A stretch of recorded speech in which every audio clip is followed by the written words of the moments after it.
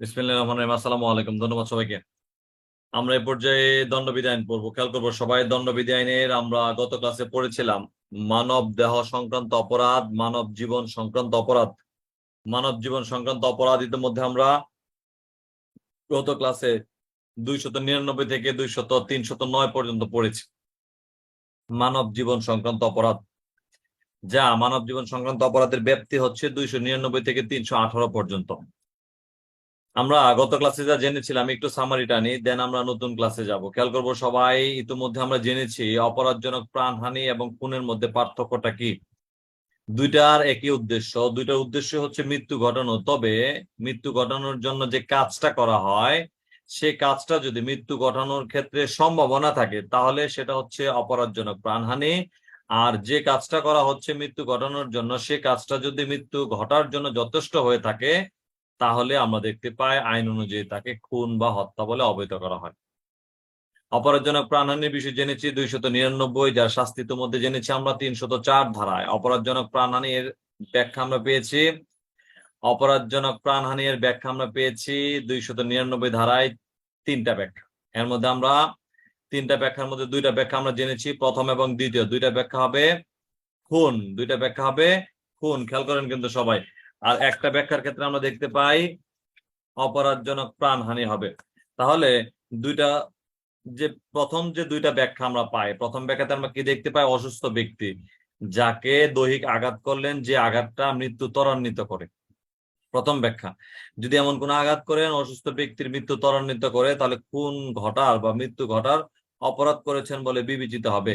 আর দুই নম্বর ব্যাখ্যাতে আমরা জেনেছি যাকে আঘাত করলেন তিনি আঘাত করার ফলে পড়ে গেলেন, পানি চাচ্ছেন কিন্তু আপনি তাকে পানি দিচ্ছেন না। আইন অনুযায়ী দেখা যায় যে আপনি পানি দিলে সে মৃত্যুর কবল থেকে বেঁচে যেতে পারতো, কিন্তু আপনি জেনে শুনে তাকে হত্যা করেছেন। ব্যাখ্যা দুয়ে খুনের অপরাধে অপরাধী হবেন। আর ব্যাখ্যা তিনে আমরা দেখতে পেয়েছি মাতৃগর্ভে যে সন্তান, সে সন্তান আমরা দেখতে পাই মাতৃগর্ভে যদি মৃত্যু ঘটানো হয় সেটা অপরাধজনক প্রাণহানি হবে না। তবে মাতৃগর্ভ থেকে যখন ভূমিষ্ঠ হয়, ভূমিষ্ঠ হওয়াকালীন ভূমিষ্ঠ হওয়াকালীন তার কোনো হাত পা অথবা এমন কোনো অঙ্গ প্রত্যঙ্গ যখন অল্প পরিমাণ নিঃসরণ হয়েছেন, অল্প পরিমাণ নিঃসরণ হওয়ার পর অথবা শিশুটি ভূমিষ্ঠ হওয়ার সাথে সাথে যদি তাকে এমন কোনো কার্য দ্বারা মৃত্যু ঘটানো হয়, সেক্ষেত্রে সেটা আইন অনুযায়ী অপরাধজনক প্রাণহানি বলে অবহিত করা হয়, যা আমরা ব্যাখ্যা তিনে জেনেছি।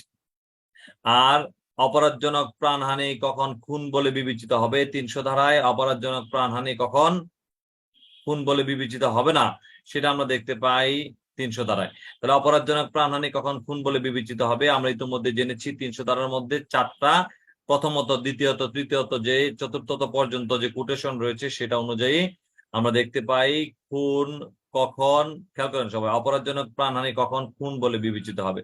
এমন কোন কাজ যে কাজের প্রকৃতি মৃত্যু, এমন কোন কাজ যে কাজ মৃত্যু ঘটা, যে কার্যের ফলে মৃত্যু ঘটাটা স্বাভাবিক, এমন কোন কাজ যে কাজ মৃত্যু ঘটানোর জন্য যথেষ্ট। আর সর্বোপরি সর্বশেষ আমরা দেখতে পাই এমন কোন কাজ যাহা আশু মৃত্যুর সম্ভাবনা রয়েছে, তথাপিও যদি ঘটে থাকেন, করে থাকেন, আইন অনুযায়ী সেটা 300 ধারা অনুযায়ী খুন বলে বিবেচিত হবে। আইন অনুযায়ী সেটা খুন বলে বিবেচিত হবে। আর অপরাধজনক প্রাণহানি কখন খুন বলে বিবেচিত হবে না? 5টা ব্যতিক্রম অনুযায়ী খুন বলে বিবেচিত হবে না। প্রথম ব্যতিক্রমে আমরা কি দেখতে পাই? ইতিমধ্যে জেনেছি আমরা, উস্কানিতে উত্তেজিত হয়ে যদি যিনি উস্কানি দিয়েছেন তাকে হত্যা করেন অথবা তার পাশে থাকা অন্য ব্যক্তিকে ভুলক্রমে হত্যা করেন, আইন অনুযায়ী দেখতে পাই সেটা প্রথম ব্যতিক্রম অনুযায়ী, প্রথম ব্যতিক্রম অনুযায়ী সেটা অপরাধজনক প্রাণহানি হবে, খুন বলে বিবেচিত হবে না, কারণ উস্কানিতে উত্তেজিত হয়ে আপনি খুন করেছেন। দ্বিতীয় ব্যতিক্রমে আমরা কি দেখতে পাই? আত্মরক্ষার ব্যক্তিগত অধিকার প্রয়োগ করে আপনি মৃত্যু ঘটাইতে পারবেন, তবে যতটুকু ক্ষতির করা দরকার ততটুকু ক্ষতির করার বিধান রয়েছে, এর অতিরিক্ত যদি করেন সেটা আমরা দেখতে পাই ব্যতিক্রম 2 অনুযায়ী সেটা অপরাধজনক প্রাণহানি বলে বিবেচিত হবে। এছাড়া আমরা ব্যতিক্রম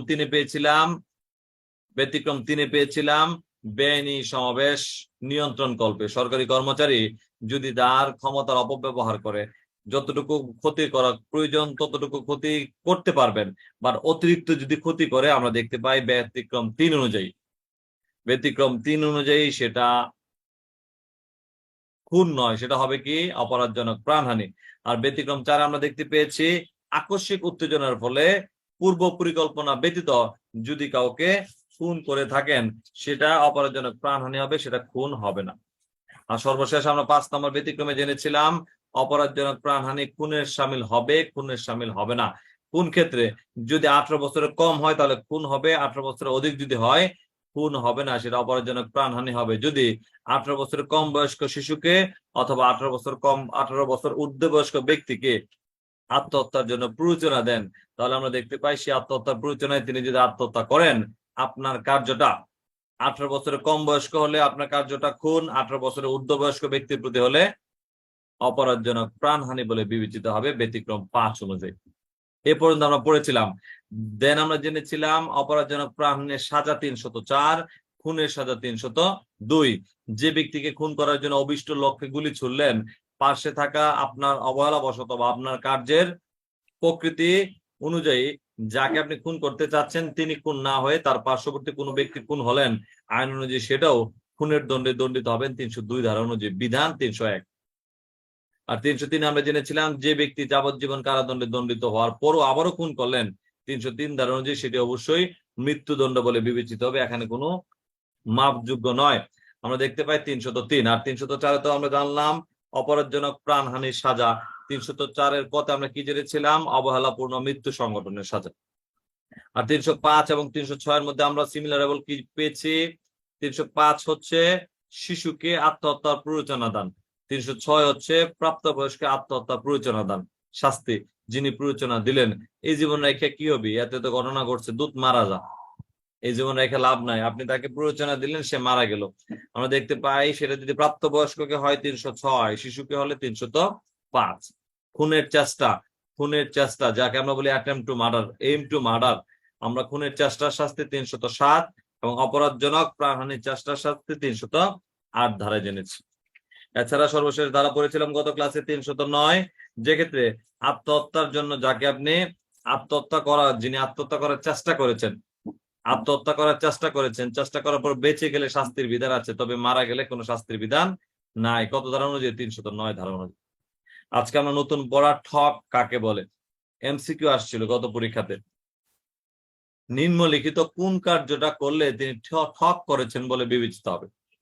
নিম্নলিখিত কোন কার্য করলে তিনি ঠক করেছেন বলে বিবেচিত হবে? আমরা দেখতে পাই যদি কোনো ব্যক্তি খুনের সাথে জড়িত থাকে, অভ্যাসগতভাবে খুনের সাথে জড়িত থাকে, খুন সহ দস্যুতা সাধনের সাথে জড়িত থাকে, শিশু অপহরণের সাথে জড়িত থাকে, অভ্যাসগতভাবে সংশ্লিষ্ট হয়ে যায়, আইন অনুযায়ী আমরা দেখতে পাই তিনি ঠক করেছেন বলে বিবেচিত হবে।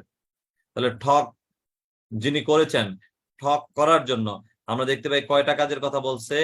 খুনের মাধ্যমে সহযোগিতা, খুন সহ দস্যুতার মাধ্যমে সহযোগিতা, শিশু অপহরণের সাথে সহযোগিতা, অভ্যাসগতভাবে এই সকল কাজে নিয়োজিত হওয়া, তিনি আইন অনুযায়ী ঠক বলে বিবেচিত হবেন 310, যার শাস্তি 311।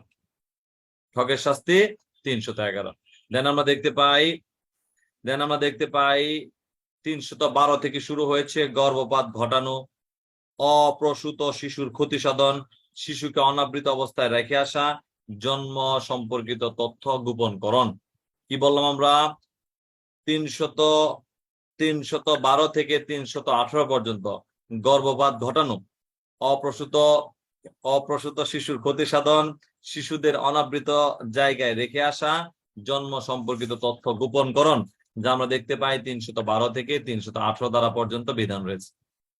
312 থেকে 318 আমরা 312 ধারা পর্যালোচনায় দেখি গর্ভপাত যে ব্যক্তি ঘটাবেন, দায়, আমরা গ্রাম্য ভাষায় জানি কিনা, নার্স যিনি গর্ভপাত ঘটালেন, যদি কোনো ব্যক্তি কোনো নারীকে ইচ্ছাকৃতভাবে গর্ভপাত ঘটায়, তিনি যেমন অপরাধী হবে, যে নারী নিজেই নিজেকে অকাল গর্ভপাত ঘটানোর জন্য সমর্পণ করেছেন সে নারীও দায়ী হবে।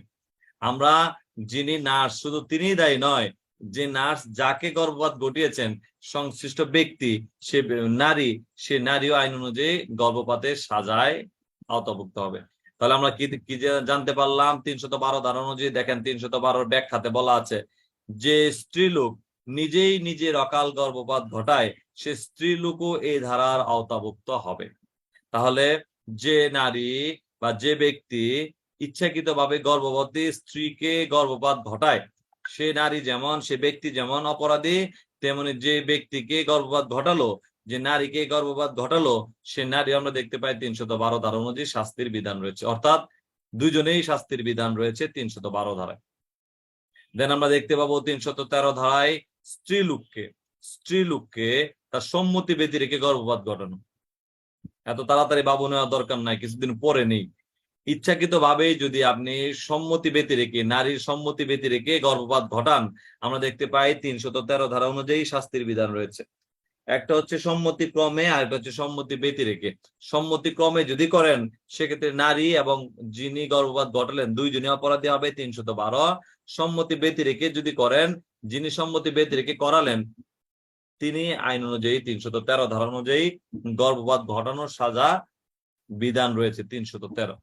পাশাপাশি আমরা দেখব গর্ভপাত ঘটানো কালে যদি স্ত্রীলোকের মৃত্যু হয়, গর্ভপাত ঘটানোর জন্য কৃতকার্যের ফলে যদি স্ত্রীলোকের মৃত্যু ঘটে থাকে, আমরা 314 ধারায় সাজার বিধান দেখে থাকি।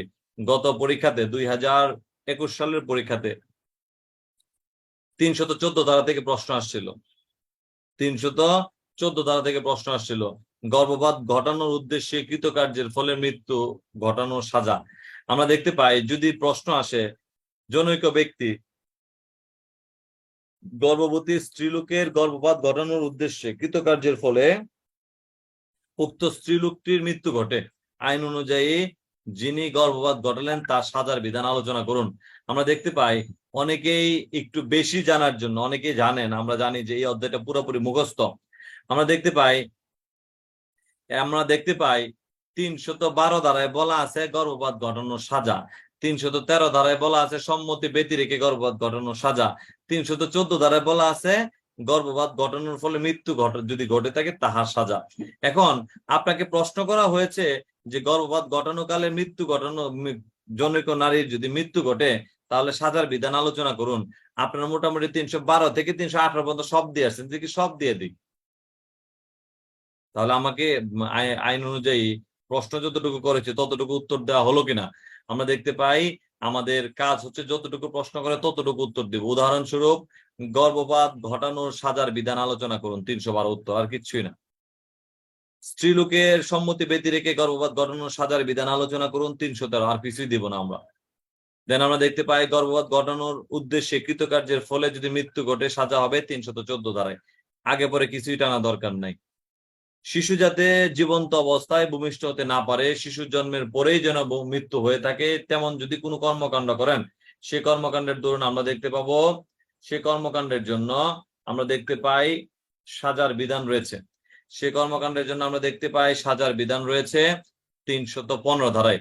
আপনি এমন ভাবে দেখা যায় যে গর্ভপাত ঘটানো যাচ্ছে না, শিশুকে, মায়ের পেটে থাকা শিশুকে মৃত্যু ঘটানোর জন্য এমন কোন ওষুধ খাইয়েছেন, ওষুধ খাইয়ে যদি তাকে মেরে ফেলেন অথবা ভূমিষ্ঠ হওয়ার সাথে সাথে তিনি যেন মারা যায়, এমন কোন কার্য করেন, আমরা দেখতে পাই 315 ধারা অনুযায়ী সাজার বিধান রয়েছে। 315 ধারা অনুযায়ী সাজার বিধান রয়েছে, যা আমরা দেখি শিশু যাতে জীবন্ত ভূমিষ্ঠ না হতে পারে অথবা জন্মের পর পরে যাতে ভূমিষ্ঠ মৃত্যু হয়ে থাকে, এমন কোন কার্যের বিষয় আমরা দেখতে পাবো 315 ধারায় সাজার বিধান। তাহলে গর্ভপাত ঘটানোর সাজা দুইজনই সাজা পাবে 312। সম্মতি ব্যতি রেখে গর্ভপাত ঘটানোর সাজা 313। যে ক্ষেত্রে গর্ভপাত ঘটানোর ফলে নারীর মৃত্যু ঘটে সাজা 314। আর শিশু যেন ভূমিষ্ঠ না হতে পারে এমন কোন কাজের মাধ্যমে শিশুকে যদি মৃত্যু ঘটান মায়ের পেটে অথবা জন্ম হওয়ার পর পরই 315 ধারায় সাজার বিধান রয়েছে। আর 316 ধারা অনেকেই জানি আমরা, অপরাধজনক প্রাণহানি তুল্য কার্য দ্বারা অজাত শিশুর মৃত্যু ঘটানো। অপরাধজনক প্রাণহানি তুল্য কার্য দ্বারা অজাত শিশুর মৃত্যু ঘটানো। রাগে, ক্ষোভে, অভিমানে, দুঃখে অনেকে দেখা যায় যে স্বামী স্ত্রীর মধ্যে ঝগড়াঝাটি হয়, ঝগড়াঝাটির প্রাককালে এমন ভাবে থাপ্পড় দিয়েছেন সে কাত হয়ে পড়ে গেল, পড়ায় ফ্লোরে পড়ে গেছে, পেটে থাকা সন্তান মারা গেল।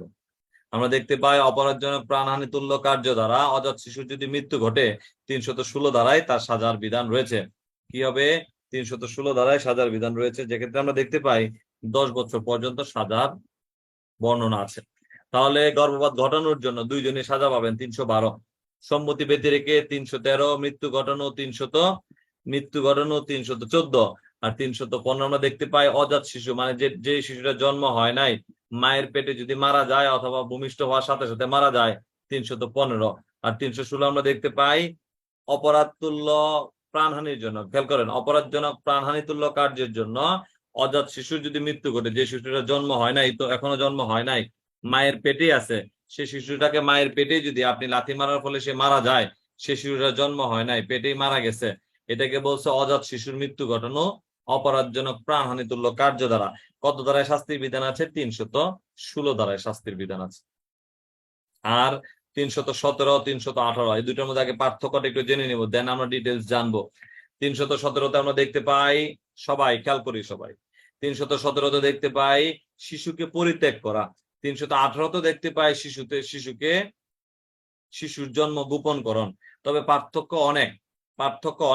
317 ধারায় বলছে 12 বছরের কম বয়স্ক শিশুকে পিতা মাতা অথবা পিতা মাতার দায়িত্বে থাকা ব্যক্তি অনাবৃত অবস্থায় রেখে আসা বা ফেলে আসা, যার কারণ কি আমরা দেখতে পাই পরিত্যাগ করার জন্য। তাহলে 317 ধারা হচ্ছে জীবন্ত শিশু যার বয়স 12 বছরের কম। আর 318 ধারা হচ্ছে মৃত শিশু, যে নবজাতক শিশু, যাকে আমরা শিশুর জন্ম গোপনকরণের জন্য শিশু জন্মানোর সাথে সাথে তাকে বিভিন্ন জায়গায় ফেলে আসি, এটাকে নবজাতক শিশু ভূমিষ্ঠ হওয়ার সাথে সাথে জন্ম গোপনকরণের লক্ষ্যে ফেলে আসি, যেগুলো আমরা অনেক ক্ষেত্রে বিভিন্ন পত্র পত্রিকায় দেখি ডাস্টবিনে শিশুর বাচ্চা পাওয়া গেছে। এই যে শিশু পাওয়া গেছে, ছোট বাচ্চা পাওয়া গেছে বা ভূমিষ্ঠ শিশুকে পাওয়া গেল মৃত অবস্থায়, এগুলো হচ্ছে জন্ম গোপনকরণের জন্য। তাহলে আমরা দেখতে পাই যদি জন্ম গোপনকরণের জন্য মৃতদেহকে আপনি রেখে আসেন, ফেলে আসেন, 318 ধারায় সাজা। আর যিনি শিশু যার বয়স 12 বছরের কম, তাকে আমরা পরিত্যাগ করার উদ্দেশ্যে অনাবৃত জায়গায় রেখে আসলাম, 317 ধারায় সাজা। পাশাপাশি আমরা আরেকটা বিষয় একটু জেনে রাখি, শিশু আইনে আমরা ইতিমধ্যে পড়েছি।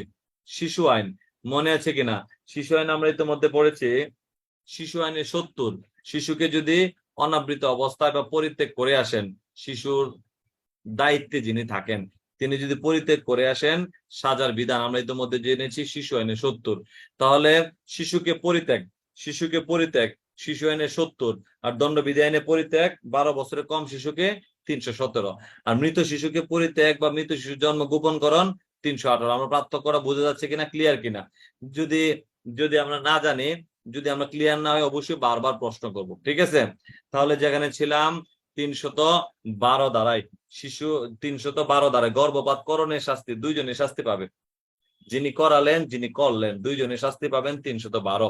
পাশাপাশি অনিচ্ছাকৃত গর্ভপাত ঘটানোর জন্য 313, গর্ভপাতকালে মৃত্যু 314।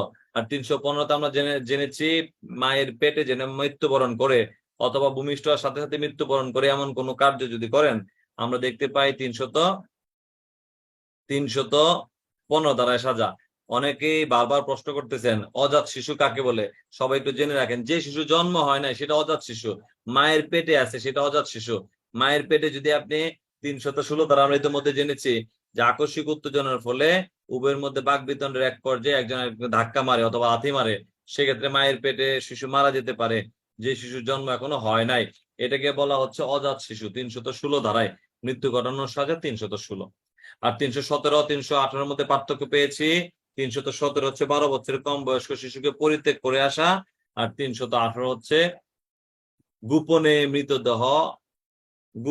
মৃতদেহ অপসৃত করে জন্ম গোপনকরণ, ফেলে আসা 318 ধারায়। যে ক্ষেত্রে আমরা দেখতে পাই 318 ধারা অনুযায়ী হচ্ছে নবজাতক শিশু স্পেসিফিকলি বলা আছে। কোন শিশু?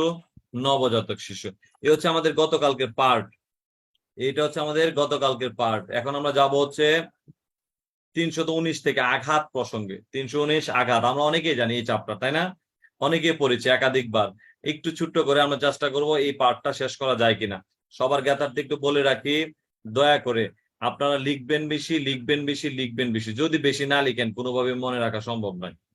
যে চ্যাপ্টার আজকে পড়ছেন খুনের চ্যাপ্টার অবশ্যই ইম্পর্টেন্ট ফর ইউ, পাশাপাশি প্ররোচনার চ্যাপ্টার অবশ্যই ইম্পর্টেন্ট, আঘাতের চ্যাপ্টার অবশ্যই ইম্পর্টেন্ট। সবগুলো তো আমরা পড়তেছি না, কিছু বাদও দিচ্ছি। দয়া করে আমরা চেষ্টা করব যেগুলো পড়তেছি সেগুলো মনে রাখার জন্য।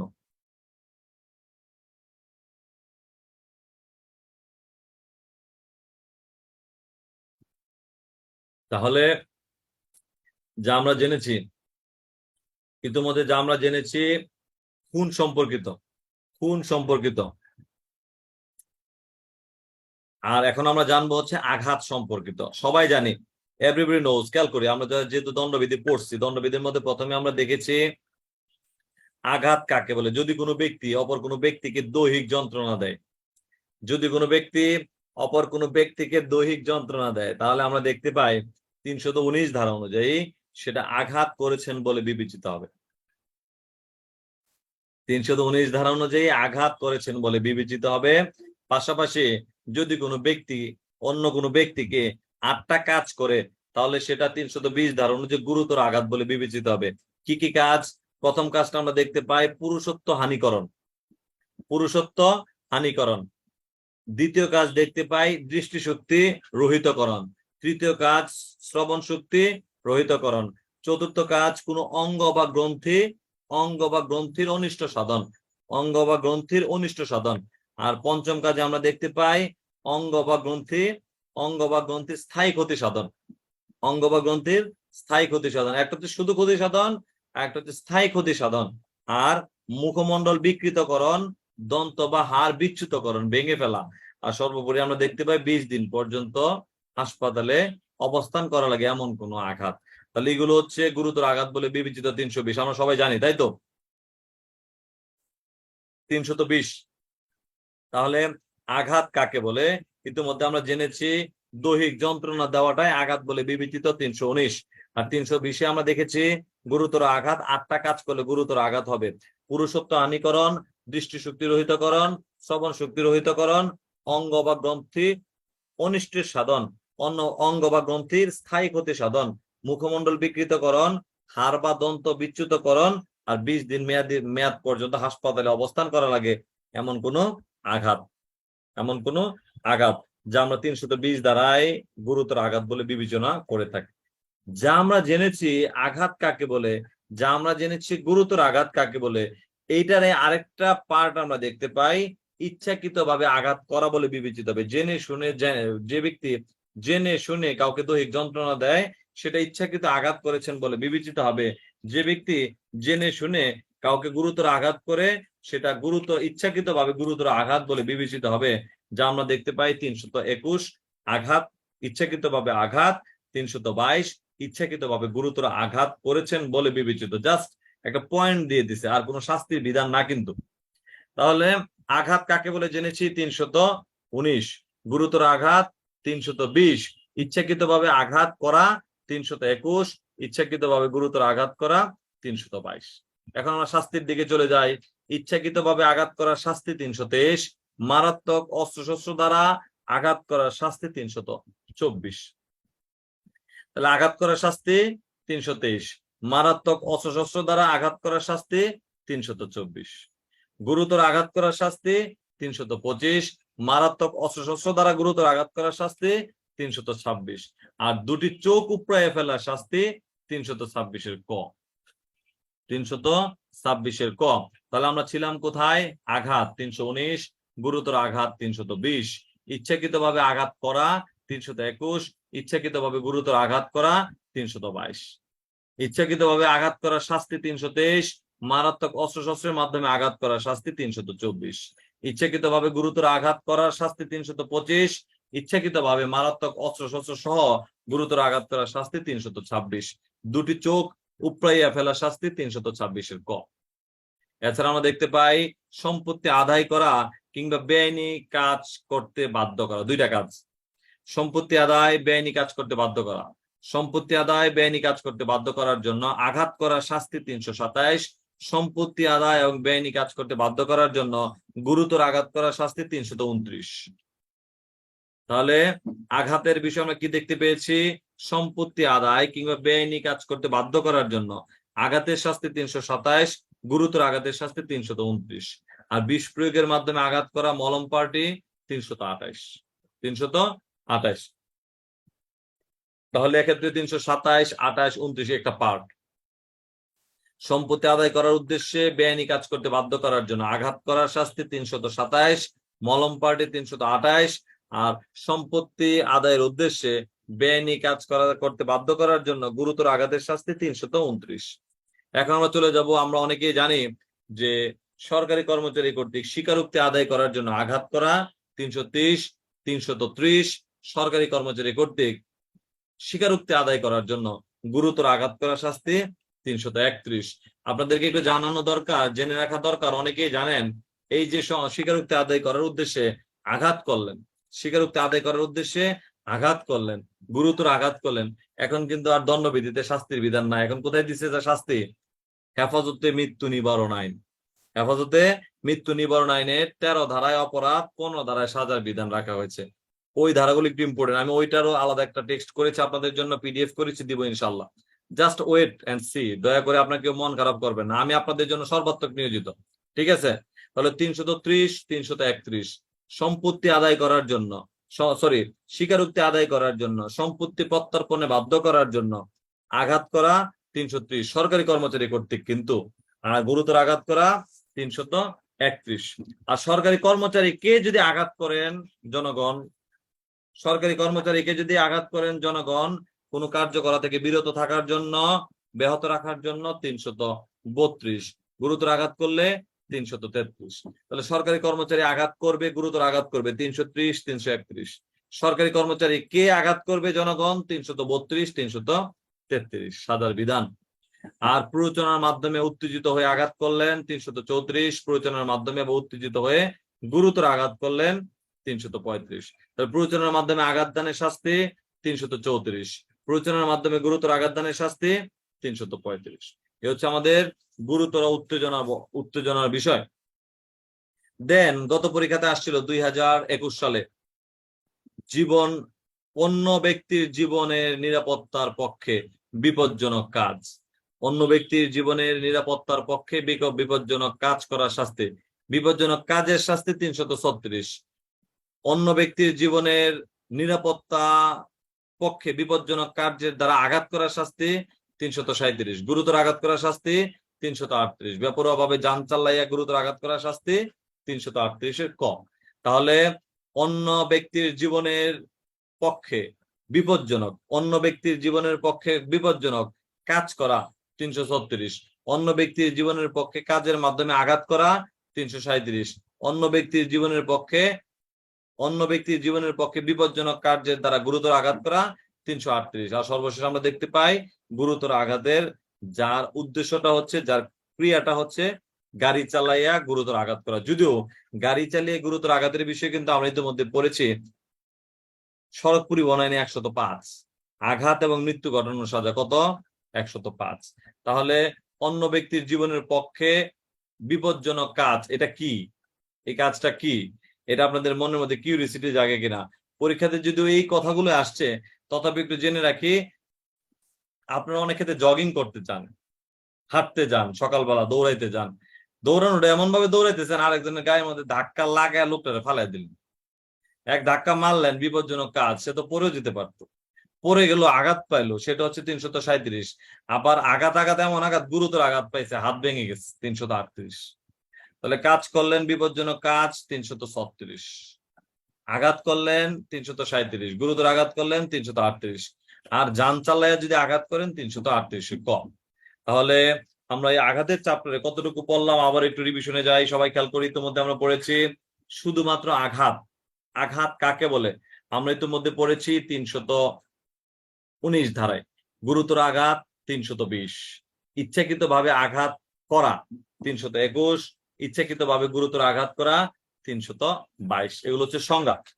দেন আমরা দেখতে পাই ইচ্ছাকৃত ভাবে আঘাত করণের শাস্তি 323, ইচ্ছাকৃত ভাবে মারাত্মক অস্ত্রশস্ত্রের মাধ্যমে আঘাত করার শাস্তি 324, ইচ্ছাকৃত ভাবে গুরুতর আঘাতের শাস্তি 325, ইচ্ছাকৃত ভাবে মারাত্মক অস্ত্রের মাধ্যমে গুরুতর আঘাত করার শাস্তি 326, আর দুটি চোখ উপড়ায় ফেলার শাস্তি 326 ক।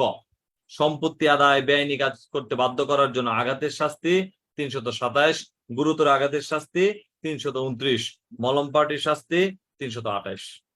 আর ইতিমধ্যে জেনেছি সরকারি কর্মচারী কর্তৃক স্বীকারোক্তি আদায়ের উদ্দেশ্যে সম্পত্তি প্রত্যর্পণে বাধ্য করার জন্য ইচ্ছাকৃত ভাবে আঘাত করলে 330, ইচ্ছাকৃত ভাবে উদ্দেশ্য একই, ইচ্ছাকৃত ভাবে গুরুতর আঘাত করলে 331। সরকারি কর্মচারী কে যদি কোনো ব্যক্তি সরকারি কর্মচারী কর্তব্য কর্মে বাধা দান করার উদ্দেশ্যে সরকারি কর্মচারীকে আঘাত করে 332, গুরুতর আঘাত করলে 333, প্ররোচনার মাধ্যমে কাউকে ইচ্ছাকৃতভাবে আঘাত দান করলেন 334, প্ররোচনার মাধ্যমে উত্তেজিত হয়ে কাউকে গুরুতর আঘাত করলেন 335, আর 336 আমরা পড়েছি অন্য ব্যক্তির জীবনের পক্ষে বিপজ্জনক কোনো কাজ করা 336 দ্বারা সাজা, অন্য ব্যক্তির জীবনের পক্ষে ক্ষতিকারক কোনো কাজের মাধ্যমে আঘাত করা 337, অন্য ব্যক্তির জীবনের পক্ষে ক্ষতিকারক কোনো কাজের মাধ্যমে গুরুতর আঘাত করা 338, আর সর্বশেষ বিষয় বেপরোয়াভাবে গাড়ি চালাইয়া গুরুতর আঘাতের শাস্তি 338 ক। ধন্যবাদ সবাইকে। অনেক কষ্ট দিচ্ছে, বোঝা যাচ্ছে আপনাদের অনেকেরই মন খারাপ হয়ে গেছে এত পড়া। তবে আমি মনে করি যে এই ধারাগুলো আগে পড়ছেন একাধিকবার, 150 একটু বেশি দেওয়া। ঠিক আছে, আপনারা দয়া করে মন খারাপ করবেন না, পরীক্ষার সামনে একটু ভালোভাবে পড়াশোনা করবেন, লিখবেন বেশি। আল্লাহ যেন এই কষ্টটার মাধ্যমে আমাদেরকে একটা ফলপ্রসূ রেজাল্ট দেয়। ধন্যবাদ সবাইকে, ভালো থাকেন সবাই। আমরা এখন প্রশ্নোত্তর পর্বে যাব। আসসালামু আলাইকুম।